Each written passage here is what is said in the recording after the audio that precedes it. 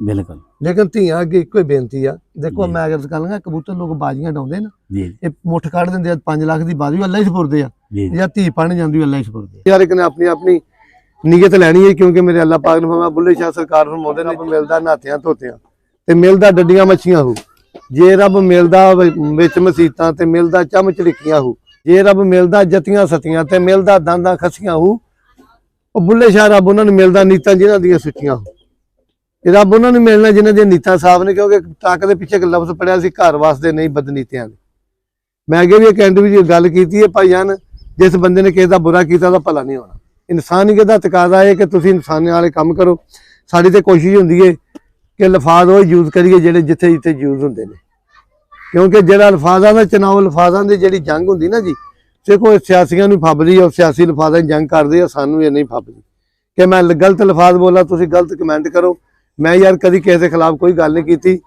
ਤੇ ਕੋਸ਼ਿਸ਼ ਹੁਣ ਵੀ ਕਰਾਂਗਾ ਮੇਰੇ ਕੋਲ ਕਿਸੇ ਦੀ ਦਿਲ ਸ਼ਿਕਨੀ ਨਾ ਹੋਵੇ ਕਿਉਂਕਿ ਮੈਨੂੰ ਮੈਂ ਪਸੰਦ ਨਹੀਂ ਕਰਦਾ ਜੋਗਾ ਸਾਹਿਬ क्या बात ਕਿਉਂਕਿ ਸਭ ਤੋਂ ਵੱਡਾ ਕਬੀਰਾ ਗੁਨਾਹ ਹੈ ਕਿਉਂਕਿ ਨਬੀ ਪਾਕ ਸੱਲੱਲਾਹੁ ਅਲੈहि ਵਸੱਲਮ ਨੂੰ ਪੁੱਛਿਆ ਗਿਆ ਕਿ ਯਾ ਰਸੂਲullah ਮਹਾਰਾਜ ਤੇ ਕਿਹੜੀ ਗੱਲ ਹੋਈ ਤੇ ਮੇਰੇ ਨਬੀ ਪਾਕ ਸਰਕਾਰ ਨੇ ਫਰਮਾਇਆ ਉੱਥੇ ਕੋਈ ਗੱਲ ਸੀ ਕਿਸੇ ਦੀ ਦਿਲ ਸ਼ਿਕਨੀ ਨਾ ਕਰੇ ਮੈਂ ਕਿ ਕਿਉਂਕਿ ਪੀਰ ਵਾਲੇ ਸ਼ਾਹ ਫਰਮਾਉਂਦੇ ਨੇ ਚੂੜਾ ਕਰੇ ਬੰਦਗੀ ਤੇ ਬੇਇੱਜ਼ਤੀ ਜਾਵੇ ਨਾ ਕਾਜ਼ੀਆਂ ਹੱਥ ਲਾਇਸੈਂਸ ਨਹੀਂ ਕਿਉਂਕਿ ਤਸਬੀਹਾਂ ਦੇ ਮਸਲਿਆਂ ਦੇ ਜਾਨ ਨਮਾਜ਼ਾਂ ਦੇ ਟੋਪੀਆਂ ਦੇ ਹਜਾਬਾਂ ਦੇ ਢੇਰ ਲੱਗੇ ਹੋਣੇ ਆ ਬੁਰਕਿਆਂ ਦੇ ਆਵਾਜ਼ ਆਉਣੀ ਹੈ ਜਬਰੀਲ ਇਹਨਾਂ ਦੀਆਂ ਨੀਤਾਂ ਤੋਲੋ जी ਆਪੇ ਪਤਾ ਲੱਗ ਜਾਣੇ जी ਠੀਕ ਹੈ ਕੋਈ ਨਮਾਜ਼ ਪੜ੍ਹਦਾ ਤੇ ਆਪਣੇ ਵਾਸਤੇ ਅਗਰ ਪੜ੍ਹਦਾ ਤੇ ਅੱਜ ਦੀ ਰੱਖੇ जी ਕਿਉਂਕਿ ਅੱਜ ਦੀ ਅੱਲਾ ਨੂੰ ਪਸੰਦ ਹੈ ਕਿ ਕੋਈ ਨਹੀਂ ਪੜ੍ਹਦਾ ਤੇ ਉਹ ਤੋਂ ਕਿਉਂਕਿ ਕਹਿੰਦੇ ਜਿਹੜਾ ਕਰੇ ਉਹ ਘੱਟ ਡਰੇ ਜਿਹੜਾ ਨਹੀਂ ਕਰਦਾ ਬਹੁਤਾ ਡਰੇ जी बिल्कुल ਕਿਉਂਕਿ ਪੜ੍ਹਨੇ ਦਾ ਨਾ ਮਾਣ ਕਰੀ ਤੇ ਨਾ ਆਖੀ ਮੈਂ ਪੜ੍ਹਿਆ ਉਹ ਜਬਾਰ ਘਾਰ ਸਦਾਵੇ ਮਤਾ ਰੋੜ ਦੇਵੇ ਦੁੱਧ ਕੜਿਆ क्या ਉਹ ਮਾਲਕ ਹੈ ਯਾਰ ਗਫੂਰ ਰਹੀਮ ਉਹ ਚਿੱਕੜ ਭਰੀਆਂ ਗੱਲ ਲਾਵੇ ਕੀ ਮਾਣ ਹੈ ਹਾਰ ਸ਼ਿੰਗਾਰਾਂ ਦਾ ਜਦੋਂ ਗੱਲ ਅਨਾਹ ਤੇ ਆ ਗਈ ਸੀ ਨਾ ਤੇ ਬਾਵਲ ਸ਼ੇਰ ਕਲੰਦਰ ਦੀ ਲੱਦੀ ਗਈ ਤੇ ਕੰਜਰੀ ਦੀ ਰੱਖੀ ਗਈ ਸੀ ਇਹ ਵਾਕਿਆ ਮੌਜੂਦ ਹੈ ਬਾਰਿਸ਼ ਪੈਣ ਦਾ ਵਾਕਿਆ ਸੀ हाँ जी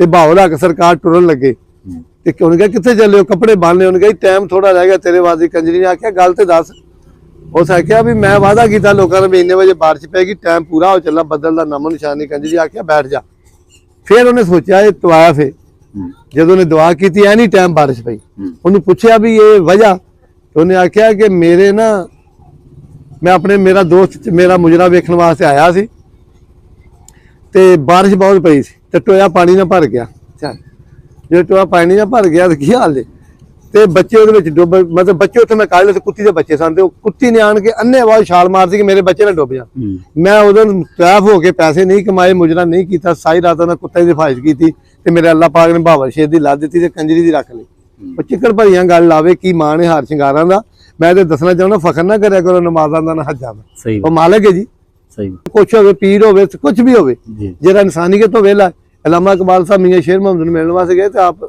ਅਨਦਾੜੀ ਨਹੀਂ ਸੀ ਮਿਲਦੇ ਮੀਆਂ ਸ਼ੇਰ ਮੁਹੰਮਦ जी ਤੇ ਆਪ ਤੇ ਕਲੀਨ ਜਿਹੇ ਸੀ ਬੜੇ ਰੰਗ ਸੀ ਕਲੰਦਰ ਮਰਦੇ ਕਲੰਦਰ ਹੋਇਆ ਅਲਾਮਾ ਸਾਹਿਬ जी ਉਹਨਾਂ ਨੇ ਖਲੀਫੇ ਨੂੰ ਪੁੱਛਿਆ ਵੀ ਮੀਆਂ ਸ਼ੇਰ ਮੁਹੰਮਦ ਸਾਹਿਬ ਕਿੱਥੇ ਨੇ ਰਿਓਗਾ ਸਾਹਿਬ ਉਹਨਾਂ ਆਖਿਆ ਜਾਓ ਨਹੀਂ ਮਿਲਦੇ ਤੁਹਾਡੇ ਕੇ ਬੰਦਿਆਂ ਨੂੰ ਜੇ ਟੁਰਨ ਲੱਗੇ ਤਾਂ ਉਹਨਾਂ ਆਖਿਆ ਯਾਰ ਤੁਹਾਡੇ ਤੇ ਖਿਲਾਕੇ ਮੁਹੰਮਦੀ ਨਹੀਂ ਹੈਗਾ ਜਦੋਂ ਆਉਣਗੇ ਮੀਆਂ ਸ਼ੇਰ ਨੂੰ ਦੱਸਿਓ ਇਕਬਾਲ ਆਇਆ ਸੀ ਜਦੋਂ ਆਏ ਦੱਸਿਆ ਖੁਸ਼ਬੂ ਆਈ ਮੀਆਂ ਸ਼ੇਰ ਮੁਹੰਮਦ ਦੀ ਅੱਲਾ ਵਾਲੇ ਬੰਦੇ ਉਹਨੇ ਕਿਹਾ ਆਇਆ ਸੀ ਇਕਬਾਲ ਪਿੱਛੇ ਗਏ ਜਾ ਕੇ ਸੌਰੀ ਕੀਤੀ ਆਪ ਜੋਸ਼ ਚ ਆ ਗਏ ਉਹਨੇ ਕਹਾ ਮੀਆਂ ਸ਼ੇਰ ਮੁਹੰਮਦ ਕਿਹੜੀ ਸ਼ਰ੍ਹਾਂ ਲਈ ਫਿਰਨਾ ਤੁਸੀਂ ਤਾਂ ਖਿਲਾਕੇ ਮੁਹੰਮਦੀ ਤੋਂ ਵੇਲੇ ਸੌਰੀ ਕੀਤੀ ਜੱਫੀ ਪਾਈ ਤੇ ਖਲੀਫੇ ਨੇ ਪੁੱਛਿਆ ਕਿ ਸਰਕਾਰ ਇਹ ਕੌਣ ਸੀ ਜੀ ਦਾੜੀ ਹੈ ਉਹਨੇ ਕਿਹਾ ਅਲਾਮਾ ਇਕਬਾਲ ਸੀ ਅੰਦਰ ਦਾੜੀ ਸੀ हाँ हाँ क्या ਠੀਕ ਹੈ ਨਾ ਜੀ ਅਸੀਂ ਤਾਂ ਇਨਸਾਨੀਅਤ ਦੇ ਕਾਇਲ ਹਾਂ ਜੀ क्या ਆ ਨਗਰ ਵਸਦਾ ਵਾ ਆ ਬੱਚਾ ਵੀ ਸਾਡਾ ਖੜਾ ਕੋਈ ਆਦਮੀ ਦੱਸੇ ਰਾਣੇ ਨਸੀਬ ਤੋਂ ਕਿਸੇ ਦੀ ਇੱਜ਼ਤ ਤੰਗ ਹੋਈ ਆ ਕੋਈ ਆਦਮੀ ਦੱਸੇ ਚੰਗੇ ਬੰਦੇ ਇੱਜ਼ਤ ਨਹੀਂ ਕੀਤੀ ਗੱਲ ਕਰਕੇ ਗੱਲ ਤੋਂ ਮੁੱਕਰ ਗਏ ਗੱਲ ਮੂੰਹ ਤੇ ਨਹੀਂ ਕੀਤੀ ਅਲਹਮਦੁਲਿਲਾ ਆਪਣੇ ਕੱਖਾਂ ਹੀ ਸੜ ਗਏ ਆ ਆਪਣੀ ਗੱਲ ਤੇ ਹੀ ਖੜੇ ਆ ਤੇ ਇਨਸ਼ਾਅੱਲਾ ਖੜੇ ਰਵਾਂਗੇ ਕਈ ਕੁੱਤੇ ਬਿੱਲੇ ਹੁਣ ਭੌਂਕਦੇ ਫਿਰਦੇ ਆ ਉਹਨੇ ਕਿਹਾ ਅੱਛਾ ਸਾਡੀ ਮਾਂ ਨੇ ਕਹਿਣਾ ਛੱਜ ਹੋਏ ਮਹਿੰਗੇ ਤੇ ਚੂੜੇ ਹੋਏ ਇਕੱਠੇ ਮਾੜੀਆਂ ਗੱਲਾਂ ਬਣਦੀਆਂ ਚੂੜਿਆਂ ਦੇ ਇਕੱਠ ਹੋ ਜਾਂਦੇ ਗੋਲਿਆਂ ਦੇ ਇਕੱਠ ਹੋ ਜਾਂਦੇ ਆ ਤੇ ਕੁਝ ਨਹੀਂ ਹੁੰਦਾ ਇਕੱਠਾ ਨਾਲ ਕਿਉਂਕਿ ਅੱਲਾਹ ਪਾਕ ਮੌਲਾ ਪੀਰ ਵਾਲੇ ਸ਼ਾਹ ਸਰਕਾਰ ਨੇ ਮਰਦ ਮੰਗਾਰੇ ਤੇ ਕਦੀ ਨਹੀਂ ਹਾਰੇ ਤੇ ਬੁੱਕੜ ਸ਼ੇਰ ਮਰੇਲੇ ਮਰਦਾਂ ਉੱਤੇ ਆਉਂਦੇ ਰਹਿੰਦੇ ਔਖੇ ਸੌਖੇ ਵੇਲੇ ਅਸੀਂ ਕਿ ਸਾਨੂੰ ਇਖਤਲਾਫ ਉਹਨੇ ਕਿਹਾ ਨਫ਼ਰਤ ਇਨਸਾਨ ਸੇ ਨਹੀਂ जुर्म से पॉलिसियां ना नफरत आ जी बिल्कुल जो कसम ਜਿਹੜੀਆਂ पॉलिसियां लोग करदे ਉਹ ਤਾਂ ਨਫ਼ਰਤ ਚਾਲਬਾਜ਼ੀ ਕਰਦੇ ਉਹ ਤਾਂ ਨਫ਼ਰਤ ਆ क्या ਸਾਦਕੇ ਕੂਫੇ 'ਚ ਬੈਤ ਕਰਕੇ ਤੇ ਮੁੱਕਰ ਗਏ ਅਸੀਂ ਮੁੱਕਰਦੇ ਨਹੀਂ ਅਸੀਂ ਸਜਦਾਂ ਦੀ ਬੈਤ ਕਰ ਲਈ ਅਸੀਂ ਸਜਦਾਂ ਦੇ ਕੁੱਤੇ ਬਣ ਗਏ ਤੇ ਬਣ ਗਏ ਜੀ ਬਣ ਗਏ ਤੇ ਹੈਗੇ ਆ ਜੀ ਔਰ ਇਨਸ਼ਾਅੱਲਾ ਰਵਾਂਗੇ ਜੀ ਮੇਰੀ ਆਲ ਔਲਾਦ ਉਹਨਾਂ ਦਾ ਕੁੱਤਾ ਰਾਸੀ ਮੈਂ ਤੇ ਸਜਦਾਂ ਦਾ ਮਾਨੀਗਾ ਕਿਸੇ ਦਾ ਨਹੀਂ ਦਿਲ ਮੰਨਦਾ ਲੇਕਿਨ ਕਮੈਂਟ ਸੋਚ ਕੇ ਕਰੋ जी जी बिल्कुल अगर कोई मैनू बंदा अच्छा लगता यार मैनू मेरे नाल अच्छा वरत्या मैं अच्छा कहना है कुछ किसी तरह जो ਤੁਹਾਨੂੰ ਜੋ ਕਹਦਾ ਚੰਗਾ ਲੱਗਦਾ ਉਹਨੂੰ अच्छा कह लो बिल्कुल ਕਿਉਂਕਿ ਵਾਰਿਸ ਸ਼ਾਹ ਮੀਆਂ ਦੁਨੀਆ ਤੇ ਗਰਜ ਮਿੱਠੀ ਇੱਕ ਮਤਲਬ ਦਾ ਤੇ ਰਿਸ਼ਤਾ ਵਾਰ ਜੋਕਾ ਜੀ, ਉਹ ਕਿਹਦਾ ਰਿਸ਼ਤਾ ਸਾਡਾ ਸਹੀ ਜਿਹੜਾ ਸਾਨੂੰ ਇੱਕ ਦੂਜੇ ਦੇ ਕਰੀਬ ਕੀਤੀ ਬੈਠਾ ਹੈ, ਬਿਲਕੁਲ ਇੱਕ ਮਤਲਬ ਦਾ ਰਿਸ਼ਤਾ, ਇੱਕ ਮਤਲਬ ਦਾ ਰਹਿ ਗਿਆ ਹੁਣ। ਠੀਕ ਹੈ ਨਾ ਜੀ। ਬਿਲਕੁਲ ਤੇ ਬਾਕੀ ਇਹ ਗੱਲ ਮੈਂ ਦੁਨੀਆ ਨੂੰ ਦੱਸ ਦੇਣਾ, ਅਜੇ ਵੀ ਬੰਦੇ ਗੱਲ ਵਾਲੇ ਹੈਗੇ। ਪੈਸਾ ਮੰਨਦੇ ਆ, ਪੈਸਾ ਦੇਸ਼ ਦੇ ਵਿੱਚ ਹੀ ਬੰਦੇ ਨੂੰ ਨਾ ਪਰਦੇਸ ਆਪਣੇ ਦੇਸ਼ ਹੀ ਪਰਦੇਸੀ ਬਣਾ ਦਿੰਦਾ, ਤੇ ਪਰਦੇਸ ਵਿੱਚ ਹੀ ਪੈਸਾ ਪਰਦੇਸ ਨੂੰ ਦੇਸ਼ ਵਾਲਾ ਬਣਾ ਦਿੰਦਾ। ਪੈਸੇ ਨਹੀਂ ਪਾਵਰ, ਲੇਕਿਨ ਨਹੀਂ, ਜਦੋਂ ਵੰਡ ਹੁੰਦੀ ਹੈ ਨਾ, ਗੱਲ ਵਾਲੇ ਗੱਲ ਲੈ ਜਾਂਦੇ ਨੇ ਤੇ ਖੱਚਾਂ ਬਾਜੀ ਹਰ ਜਾਂਦੀਆਂ। ਪੈਸੇ ਵਾਲੇ ਮੰਨ ਲੈਂਦੇ ਜ਼ਾਹਰਾ ਤੌਰ ਤੇ ਮੌਲਾ ਅਲੀ ਸਰਕਾਰ ਫਰਮਾਉਂਦੇ ਨੇ ਕਿ ਮੁਨਾਫਿਕ ਜਿਹੜਾ ਦੁਨੀਆ ਤੇ ਜ਼ਾਹਰਾ ਤੌਰ ਤੇ ਤੁਹਾਨੂੰ ਕਾਮਯਾਬ ਨਜ਼ਰ ਆਏਗਾ, ਉਹਦਾ ਆਖਰ ਚ ਕੋਈ ਹਿੱਸਾ ਨਹੀਂ। ਮੁਖਲਿਸ ਨੂੰ ਮੁਨਾਫਿਕ ਕਦੇ ਨਹੀਂ ਛੁੱਟ ਸਕਦਾ।